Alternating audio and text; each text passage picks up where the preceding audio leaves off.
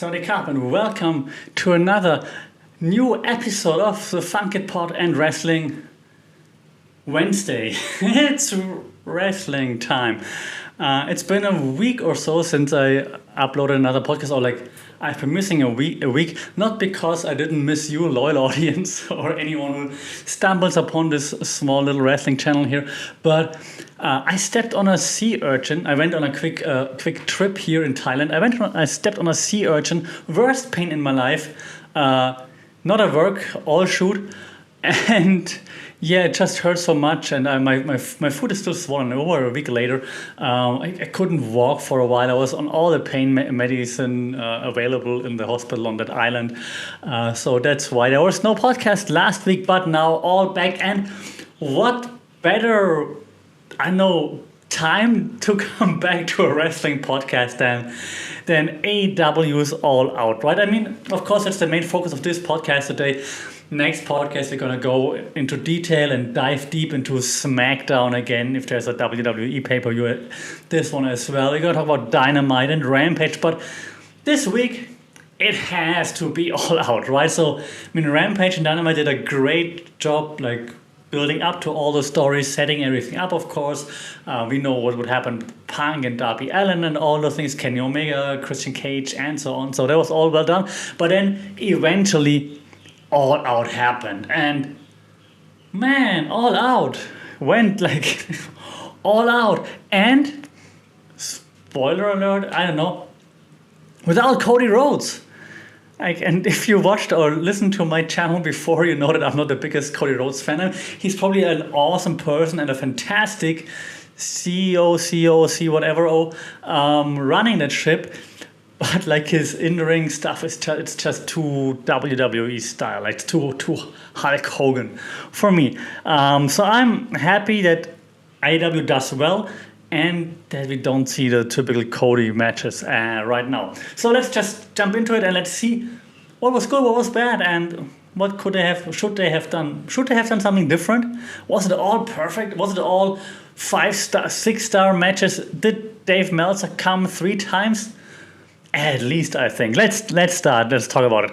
So, in the beginning, we had the Best Friends and Jurassic Express teaming up. Jurassic Express just having lost the opportunity to face the Young Bucks for the World Championship title later down the road versus the Hardy Family Office. There was a nice, I don't want to say kickoff, that's the other brand. There was a nice start to the whole event, I think.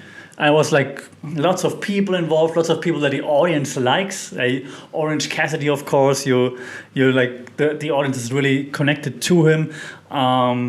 But all of the Best Friends are Wheeler Yuta is doing awesome. His stuff he's doing is great. He's gonna work on his personality eventually. And the Hardy Family Office is really easy to despise. So great job by Matt Hardy, TH2. Jack Evans is fantastic as a heel. Of course, same goes for Angelicos. Both of them are still super underrated in my opinion. Love both of them in Lucha Underground, so they're fantastic. I hope they can get better storylines down the road as well. But for what it was great. So in this podcast, for the ones that are new, I'm not going to just recap what happened because there are 5,000 million gazillion out there. I'm going to try to focus on does the storytelling make sense, right? Because that's kind of my background. So storytelling wise, it's a kickoff match. And there's not that much storytelling involved. It's just throw them together. They all hate each other, of course. And the Hardy Family Office targeted Orange Cassidy before, so it makes sense that they bonding with Jurassic Express has also been a target of the Hardy Family Office before. Now that Jurassic Express didn't face the Young Bucks, they needed something to do. They're the good guys. They help Orange Cassidy and the Best Friends.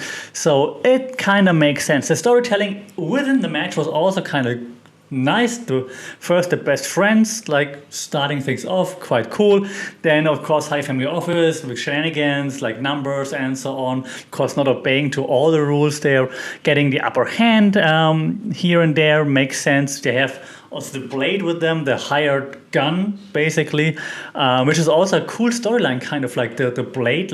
He's not there because he likes Matt Hardy, he's there because Matt Hardy pays him. So what happens once Matt Hardy doesn't pay him anymore, if someone else pays him more? So I like that even in this And I mean, maybe I'm too much exposed to WWE, like this low card feud. There are layers to this. This is really nice. Like the blade is gonna turn at one point on Matt Hardy. That was my cat in the background falling from my desk. You okay, Snooze? Yeah. Okay. Cool. And let's just take it away at the end. Like after the best friends won. Then of course, the Hardy family office beats down the rest of the like best friends that are still there. Jurassic Express left already, so they're beating down the best friends, and out comes the Butcher. The Butcher is back after 6, 7, 8 months. I don't know. The Butcher is back now. The Butcher and the Blade reunited, working for Matt Hardy. How long though? That's going to be very interesting because again, they're just hired guns. So I like this. The storytelling possibility here, the story arc, the possible story arc that is there, I like. I like it. Can't say much more. Like the match was fine. Orange Cassidy does like his hands in the pocket stuff and so on. It's still funny. It's still cool. And then once actually, then the Butcher and the Blade and and Hardy and TH2 and so on, they're beating down the best friends. Then actually, like lots of people from the locker room came. Like John Silver was there, and I know basically all the good guys that are still in the back and that weren't involved anywhere else were there to fight off the Hardy family office. So that was nice, good start. I'm intrigued to see where this Hardy thing goes. I'm assuming a few more weeks of those shenanigans with like the Hardy family office, the Butcher and the Blade and so on. But eventually, I'm guessing the Butcher and the Blade will gonna fight. I know either with TH2 or let's see who else they can pick a fight with in the Hardy section. Then we started things off with like a brutal match, of course. Miro, AEW TNT Championship versus Eddie Kingston, and that was a good match. Again, I'd say it started a bit not slowish, but like it's not a high flying match, right? So I mean, but it's Miro and Eddie Kingston, so of course, Eddie Kingston with lots of smart offense in the beginning, targeting the neck of Miro because that's what he identified as his weak spot, right? That's what he announced on Rampage as well. Like that's your weak spot, I know, and I'm gonna capitalize on it. And so he targets the neck over and over and over again. Very smart. Good storytelling there. Miro then in return targets the back, of course, because that's like part of his finishing maneuver. The game over. And so I like that both of them are very cerebral in their approaches. So Eddie Kingston goes for the neck over and over again, hits the stunner and whatnot. Fisherman throws out a fisherman suplex, holds on and so on. So that was really good. Lots of back and forth. Eventually, Miro has to even resort to tactics that are not that legal. I'm not sure if the Redeemer is a fan of this. With a kick to the balls of Eddie Kingston, and then eventually he lands his signature maneuver and pins Eddie Kingston. But up until this point, it made complete sense. They were both very cerebral, looking to like. I know it fits their personas, right? Miro, the composed, I'm kill everything. The Redeemer. Eddie Kingston, also the cerebral assassin. Sorry, very measured in his approach, while still very emotional, but like very tactical still, like focusing on the neck and so on. Made sense. Great match. A few really intense near falls. Where you could think, he's got it, even though it was clear. Kind of that Miro needs to keep the title to make this Redeemer image like actually work, but still the story that they told in the ring was like, okay, maybe Eddie Kingston can pull it off, maybe they call so close. So fantastic, great, well done. Second match, second thumbs up. That was awesome. Then a match that probably half of the audience liked, the other half hated it. I can do it like just Justin Roberts, right? John Moxley versus Satoshi Kojima. And it's just going to be like a hard-hitting Japanese strong style match. And Moxley likes this, of course. And Moxley's not a high flyer, never been. Dean Ambrose flew a little bit, but Jon Moxley doesn't fly from the top rope or anything like this, or does any crazy stuff. He's brawling. He comes through the crowd to Wild Thing, which is also a pretty cool entrance, and just then it goes hard, hitting stiff shots, and Moxley and Kojima just trading stiff shot after stiff shot after stiff shot, and it makes sense also. It was like, if you like strong style matches, that's your match, right? If you're more like a Young Bucks kind of guy, you're not a big fan of this, I believe. But for what it was and what it was to be expected, it was perfect. And Moxley is the guy who takes on those Japanese legends, right? He has done before, he does it again. Even had to do it like after the match again, so he will do it again this coming week. So this makes sense too, because Moxley is the guy that's beating the Japanese star. So then the next Japanese star is like, hey, whoa, wait, I'm gonna show you. Let's see who's gonna be the one Japanese superstar. Who's gonna beat Jon Moxley? Is the Rainmaker coming? Forbidden Door. Let's see about this. But so Moxley, Kojima, stiff back and forth. Like, as I said, that makes sense. Both characters make sense in this regard. They both had matches like this. It's like the brawler versus the Japanese strong style. Moxley pulled it off, of course, in the end. And then, what happened then? Minoru Suzuki happened then. Even if you're not familiar with like Japanese wrestling per se, you probably heard the name Minoru Suzuki before.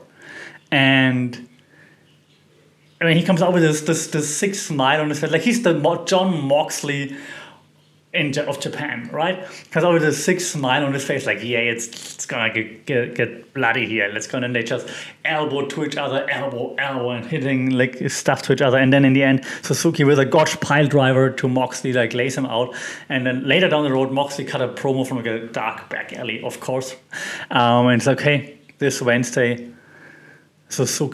Suzuki-san, and it was awesome. Like, before they hit each other, Moxley was like kind of like bowing to Suzuki and then just hit him in the face. And also after he beat Kojima, like Kojima out flat in the ring, and then Moxley also bowing to him saying thanks. So it's nice that the brawler Jon Moxley still like has this martial arts wrestling mindset there, which is really nice. So make complete sense again from a storytelling point of view, persona point of view. All for it. Well done. Enjoyed that. Good job, AEW. And then I had a women's championship match between Dr. Britt Baker. I know you said it. DMD versus Chris Statlander, the alien. And yes, I agree with the crowd. Usually I'm not one that throws out "this is awesome" too easily or too soon in a pay-per-view. But this was awesome. It started a bit slow, but then once it picked up, they threw everything at each other. And oh my God, Chris Statlander is amazing. So is Britt Baker. We know Britt Baker is amazing, but Chris Statlander really came out to play here. She showed out fantastic. Like, Chris Statlander played like the role of the strong, like that's her strength is strength. So she powered through a few things, like had Britt Baker on top of her. She even had a chance to hit her finishing maneuver. It just made sense again. So I'm gonna say this a lot today because it's just the overall theme of the event today. It made sense, and I like again that in this case the two ladies, but also before the guys, like, they stick to their personas, what is expected of them, and they don't let this big audience get to them, because it's easy like to think like, oh my God, there are now so many people watching and in the United Center and so on, I'm going to have to do something crazy. But if your persona doesn't fit that, then you're not doing this. And here again, Britt Baker, Chris Statlander, like, stuck to the guns, to the roles, like, but luckily the roles are like crazy wrestling machines. So like, Statlander went for the Big Bang Theory, but then Britt Baker was able to avoid it, and then vice versa, the lockjaw. But Chris Statlander was moving out of the way, or like found a way out of it, and so on. Eventually, Britt Baker had to hit all her finishing maneuvers, like all of them that she has in her repertoire, and then was able to actually hit it or lock in the lockjaw, and then Chris Statlander passed out, I think, because she didn't tap, but the ref called it off. This was fantastic. If they would have had more time, it would have probably been the best women's match ever in AEW so far. The finish was a bit not fast, but it was like bam, bam, bam, and then that's it. It was the only thing that I would criticize if I had to find something to criticize.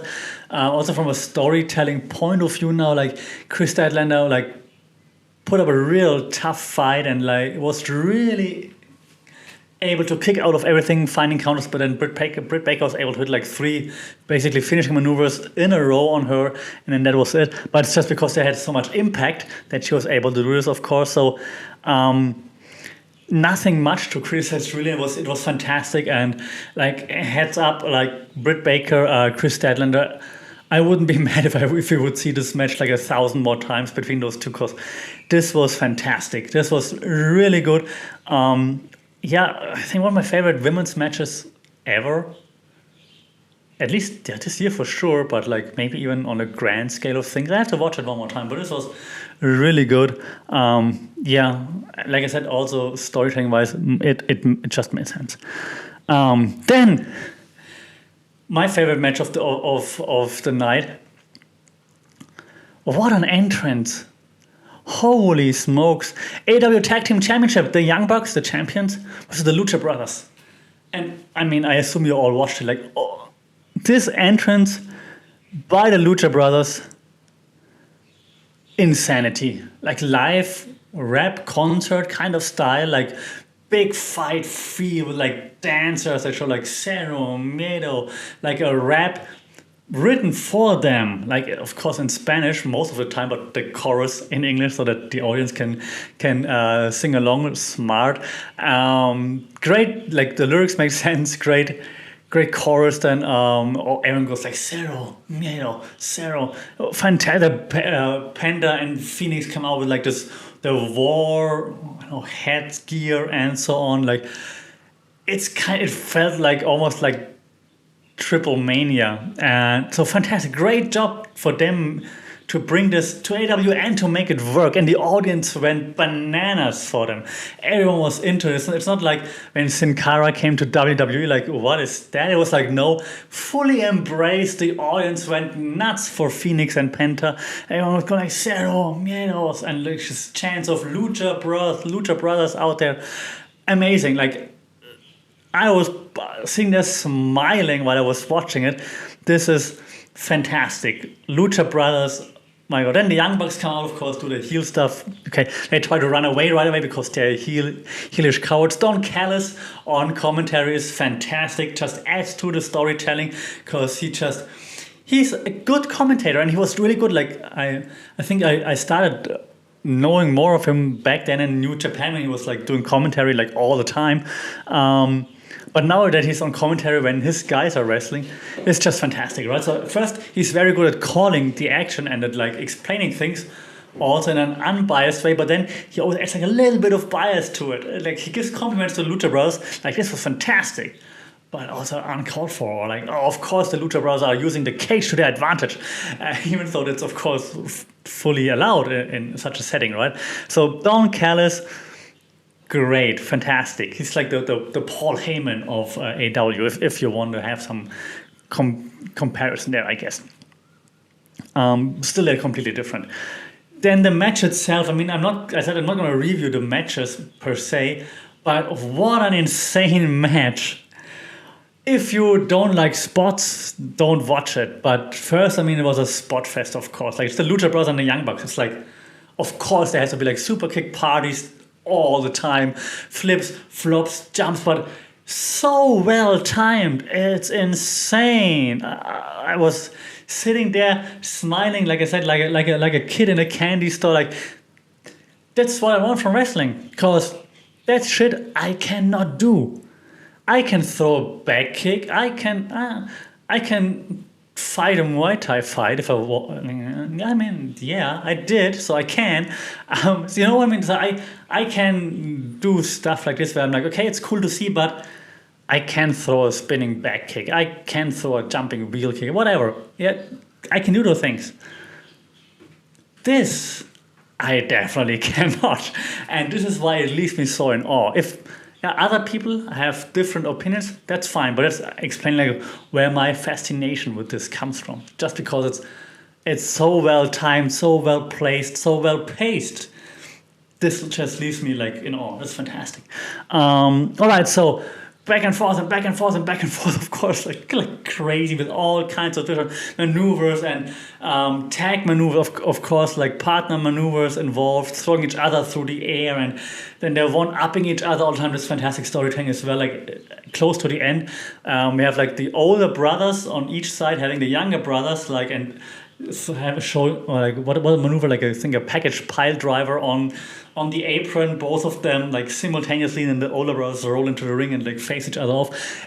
It's just fantastic. Then of course the Young Bucks try to cheat, so they get like Matt Jackson's, one of the Jackson's shoes from the outside. It's like had like thumbtacks on the bottom, so he puts it on and then just barrages Penta with it, so Penta's face all bleeding and so on. But then in the end, of course, it's Phoenix who gets the shoe and then hits the Young Bucks with the shoe as well, so that they're also hurt.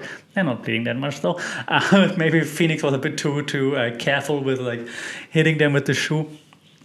But it's like this story then comes around again. So the Young Bucks trying to cheat, but then the cheating bites them in the ass, and like all those things is just perfect again. And like all the times like before that the Young Bucks were able to get like Don Callis involved, Brandon Cutler, and I don't know, the Good Brothers and so on, and now they're on their own, and they're still fantastic team, right? It's like still like, I mean, dominating at parts, but then get dominated, but then they're kicking out again of those near falls, and you think, oh my god, what's happening? And then eventually the Young Bucks are taking over, and you think, oh no, now it's gone, and he has the shoe on, right? It's about to kick Phoenix with like the spiked shoe in the face, and before he can do it, Penta like kind of like crawls in front of Phoenix, like no, don't hit my little brother. And then Nick Jackson is like, oh, whatever, and he hits Penta in the face with the spiked shoe, and the crowd goes like, oh, and you can actually feel the crowd's going like a bit quiet. It's like shit,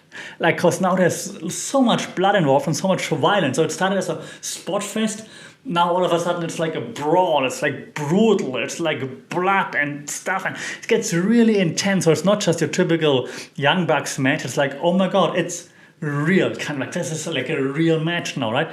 And then they're close to finishing them, of course. They're going for like what's it called, too much buck for your bang, 2 bangs for your buck, whatever it's called, and they're kicking out just in time, the Lucha Bros, right? Then they try to go for the BTE trigger, but moving out of the way just in time. Oh my god. And then eventually the Lucha Bros can't fight back. The mask completely destroyed because the Young Bucks try to rip their masks off earlier, of course, to humiliate them. Storytelling again. And they somehow persevere and then are able to hit like a finishing maneuver on Matt Jackson, I think, or Nick Jack, whoever. And then Penta goes for the cover. Phoenix grabs the other Jackson to hold him back. And you've got new champions. And fantastic. That was storytelling and match planning at its best. Like, I cannot emphasize how much I enjoyed this. And then also in the end, breaking kayfabe a little bit, like Penta El Cero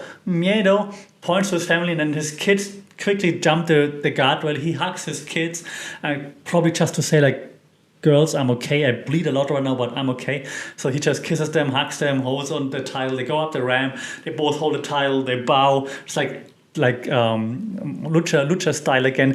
Fantastic. I hope they keep the titles for a long time, because this match was amazing, and not just because of Lucha Brothers, also because of how the Young Bucks healed it up and how they sold and how they put them over, of course. So props to the Young Bucks, props to Don Callis on commentary, and props to the Lucha Brothers. That was fantastic, and this is a triple plus. If Dave Meltzer doesn't give it 8 stars, you block Dave Meltzer. He gets the Meltzer driver. This was the best match I have seen in forever. Like, and I'm not, maybe I'm exaggerating, maybe it's recency bias, but it was fantastic. I'm gonna watch it again. So this was so good. there was like this one guy in the crowd, and they had like his sign. It says like, "This is why I love wrestling." Yes, this is why we love wrestling. It was fantastic. Storytelling, in-ring, don't carry us out of the ring, pacing, timing, also part of telling the story, right? Flop, from like the flop stuff, spot stuff, to then the brawl, the blood, and then perseverance, the text. Oh, so fantastic. Awesome. Also good that after this, they had the Casino Battle Royal, because every other match that would have come afterwards would have suffered. The audience was probably tired. Like, you see like this awesome match, you pop like crazy. Like, if they would have just sent CM Punk out afterwards, you're like, you might not have the power to go nuts again. So the Casino Battle Royal, take it back a notch, sit there, watch 30 minutes of the girls going at it, cool. Yeah, it's still fun to watch, but you don't have to go as bonkers as an audience. So good timing there as well from AEW. But also even this cool down spot, so to speak, had his, like, of course, surprise ends on. The biggest surprise being the wild card. Who got the wild card? It's Ruby Soho. Yes, formerly Ruby Riott, released by WWE, who God knows why WWE is releasing all the good wrestlers.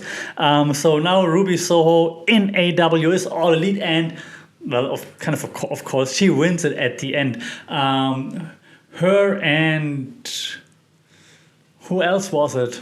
Was it Thunder Rosa? I think her and Thunder Rosa, the last two in the ring, they eliminated Nyla Rose before. Nyla Rose draw boos like no one else on the women's roster, and I mean she's sticking to it. She's like living up to it. She's like, come on, give it to me. So yeah, I mean, I also don't really necessarily enjoy all of her matches, and yeah, she does she botches like here and there, but at least I think she's self-aware enough to realize that and goes like, okay, boo me, people. And so they eliminated her, and then it was just a nice one-on-one between Ruby Soho and Thunder Rosa, and Ruby Soho and pulled it off. It had a few botches in there here and there, but nothing too damaging, I believe.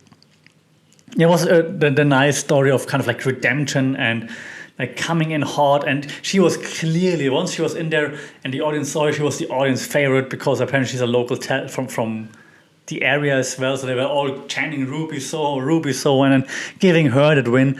I mean, she's an established star. It's not like she's a nobody, right? So giving her that win, yeah, I can hear people saying, oh, just give it to the WWE star. Nah, but it makes sense. She's been an established indie star before. People know her. She's got the hometown advantage there.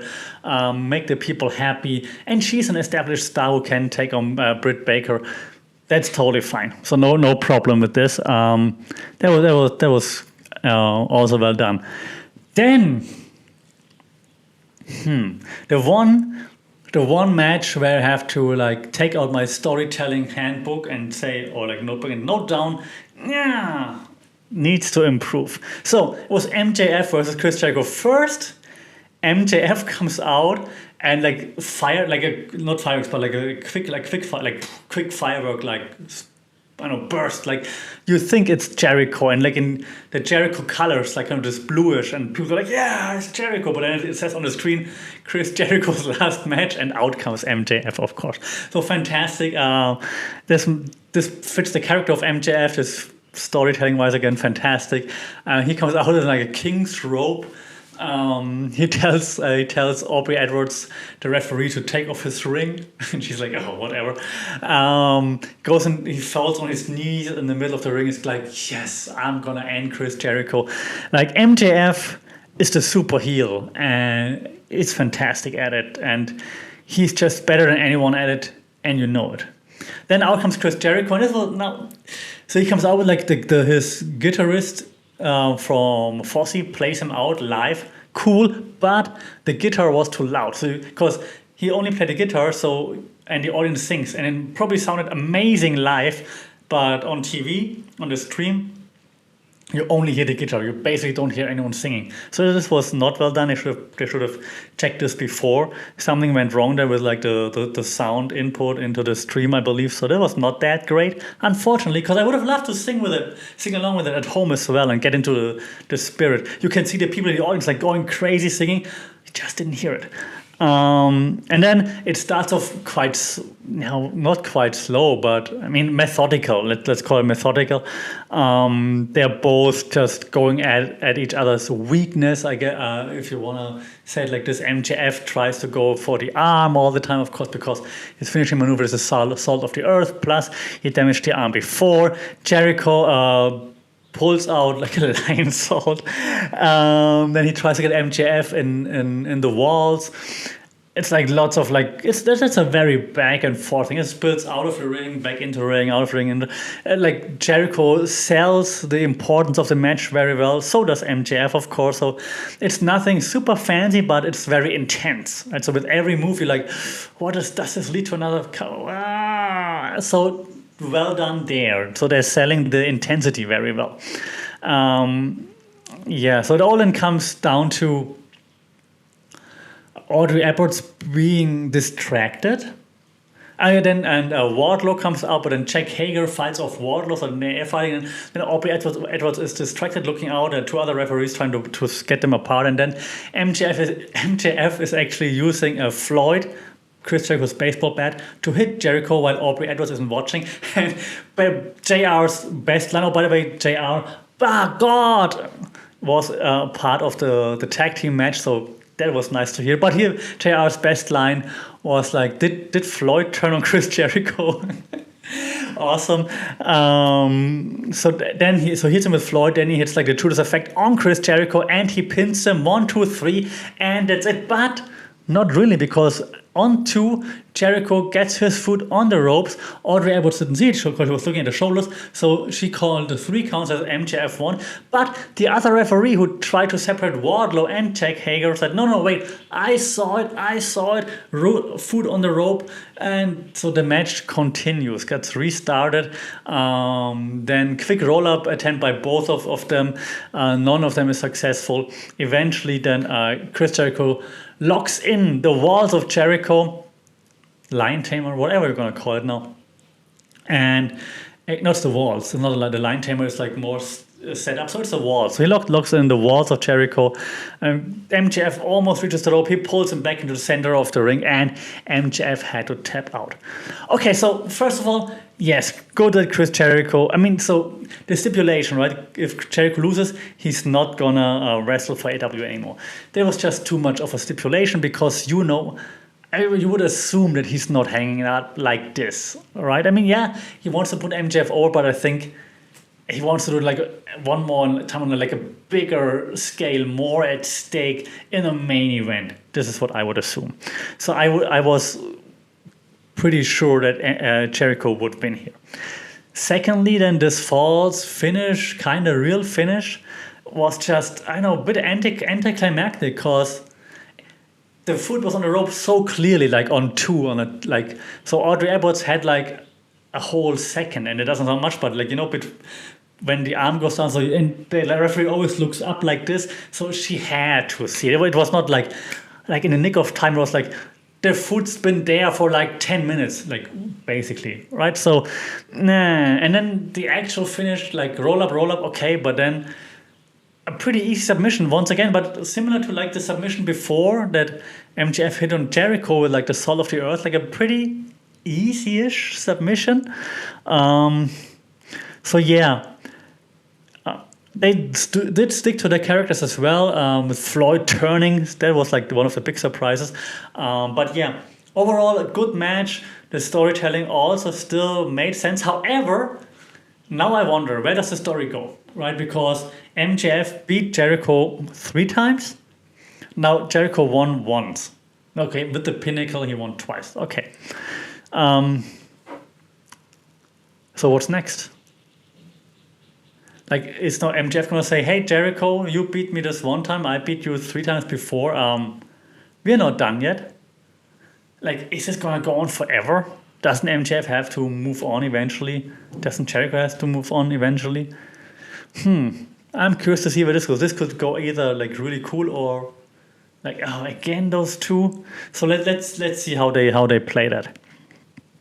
Then eventually CM Punk versus Darby Allin. And Darby Allin with the cinematic entrance again with Sting there. He's sitting in the corner all cool and composed, just like basically like in the zone. CM Punk comes out, soaks in everything, like, yeah, I'm back. Also like fits the happy character CM Punk was portraying like the whole time. I still think he's gonna turn rather soon, but it's like, yeah, here I am, cool, woo. Darby Allin not faced by anything, just staring a hole through Punk basically. And then they start a really methodical match in the beginning, like lots of reversals, hip tosses, and all those things. Punk kind of like getting back into the groove of things, of course. Punk is much bigger than Darby Allin. I always thought Punk is small, but he's much bigger than Darby Allin. How small is Darby Allin?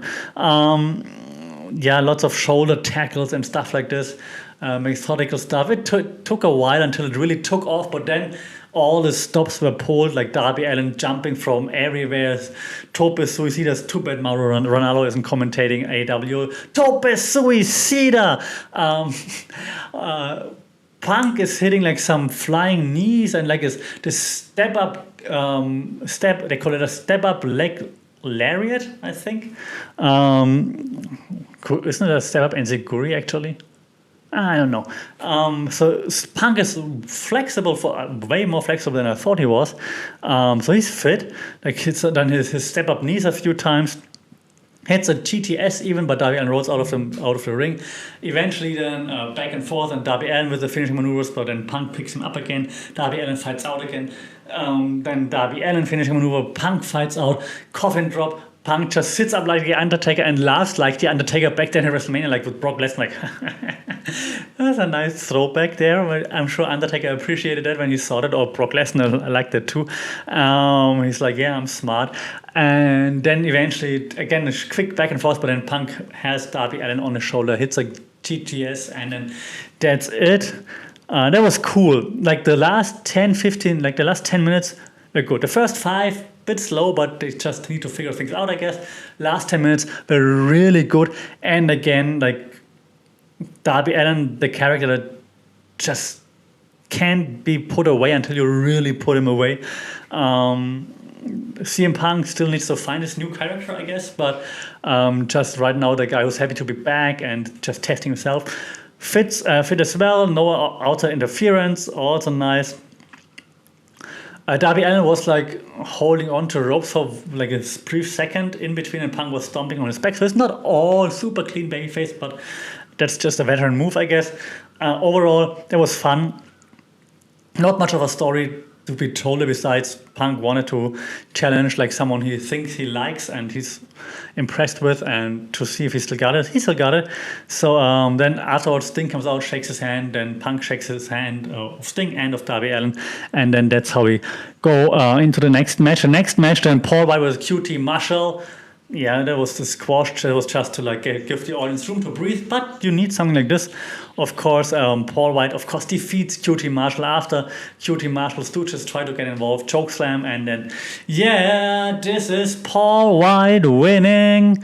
All right, so then we had the AEW World Championship, Kenny Omega versus Christian Cage, and it's getting exhausting. It was a great match again with like table involved and so on. And Christian Cage, man, I mean, that Kenny Omega is crazy and can go like this. We know that he does that, but Christian Cage really held his own there with like all those crazy insane moves that Kenny Omega is pushing all the time. Was again typical like back and forth, babyface, heel, back and forth, and of course Kenny Omega has like help on the side, of course, with Don Callis. Don Callis then of course eventually distracting the referee, and then the Good Brothers getting involved, and but then they hold Christian Cage like on the ropes and V-trigger, but Christian Cage moves out of the way and V-triggers one of the Good Brothers.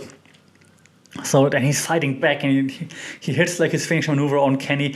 Kenny kicks out at 2 3/4, and then they go both try. First, Christian Cage tries to hit his finishing maneuver from the top rope, but Kenny fights out, puts Christian Cage on his shoulders, and hits the one-winged angel from the freaking, is it a top rope? I think it was a top rope or the second rope. Top rope, one-winged angel from there, and that's it. But it was a fantastic match again, like a great match.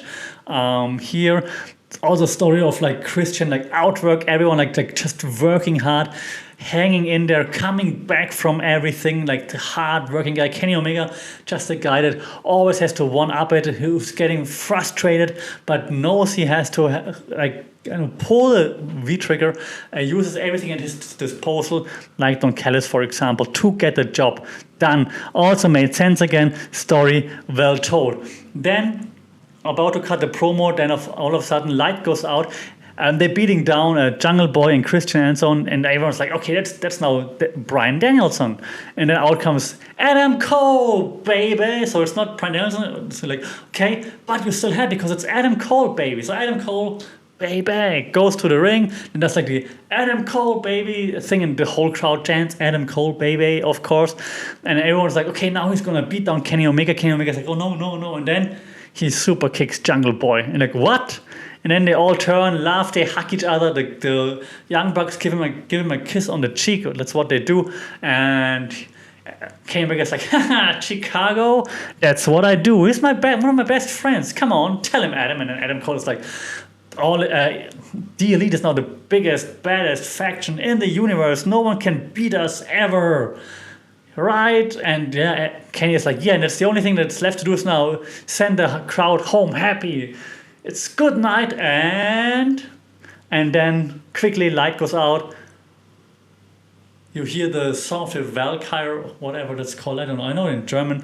And then out comes with a hip hop beat underneath it, Bryan Danielson. So within a minute of Adam Cole, Bryan Danielson debuts. So it's like, oh my God, crowd goes crazy with yes chants, of course. He doesn't even do it like this. He just jumps to the ring. He's just all smiles, but the crowd goes like, yes. He helps up Jungle Boy and so on, and then he helps to fight off the Good Brothers and the Elite. And in the end, it's Jungle Boy, Christian Cage, Daniel Bryan, and so on, standing in the ring. Bryan Danielson, I'm sorry, I'll get used to it. Oh my God, like so many things. Sending the crowd home happy. Yes, definitely. Check. Well done. Good, well told story. 2 amazing debuts at the very end. Like still, people expected Bryan Danielson, but still, like you see it at the end, and you're like, okay, Adam Cole, cool too. And then you add one more. It's like, it's insanity. So this pay-per-view was well structured, well planned. While I'm not the biggest fan of the Paul White fight, obviously, it was still necessary to give the crowd something time to breathe. Same with the Battle Royal in between, and it was fun seeing Ruby Soho debut there. So this was just a fantastic pay-per-view. It was, I would, and again, maybe recency bias, and ask me again tomorrow, but I would say best pay-per-view of the year so far. This was spectacular, fantastic, and if Dave Meltzer gives this anything less than 25.7 stars, you can't take him serious anymore. What did you think about it? How did you like the stories that have been told in there? But did you like the matches themselves? What about the debuts of Suzuki, of Ruby Soho, Adam Cole, Bryan Danielson, CM Punk's first match back after 7 years? What do you think? And all of that, and I still think the Lucha Bros stole the show. Fantastic, man. I'm gonna watch this one more time. Let me know what you think. Shout out in the comments on social media, at FunkitPod, email funkitpod@gmail.com.